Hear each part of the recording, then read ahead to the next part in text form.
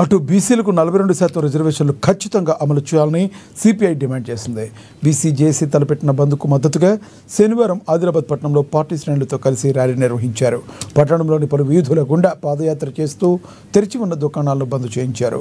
బీసీలకు 42% రిజర్వేషన్లు అమలు చేయాలని సిపిఐ జిల్లా కార్యదర్శి ముడుపు ప్రభాకర్ రెడ్డి డిమాండ్ చేశారు.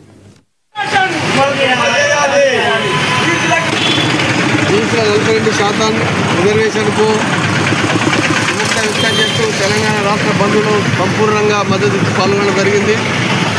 ముఖ్యంగా దీన్ని వ్యతిరేకించేవారు కేవలం కేంద్ర ప్రభుత్వంలో బీజేపీ, రాష్ట్రంలో ఉన్న టీఆర్ఎస్ రెండు పార్టీలు కలిసి కుమ్మక్కై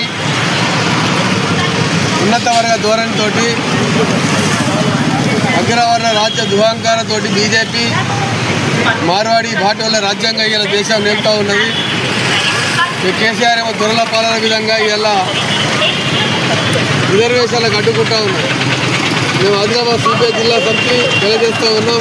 రాజ్యాంగం ప్రకారం ఏమున్నదో కానీ మొట్టమొదటి మన రాష్ట్ర ప్రభుత్వం అసెంబ్లీలో తీర్మానం చేసి జీవో నంబర్ 9ని విడుదల చేసి ఒక ఆర్డినెన్స్ జారీ చేసి గవర్నర్ పంపితే గవర్నర్ కేంద్ర ప్రభుత్వం ఒత్తిడితో పెండింగ్లో పెట్టి కోర్టు పోతే కోర్టు కూడా పెండింగ్లో పెట్టడం జరిగింది.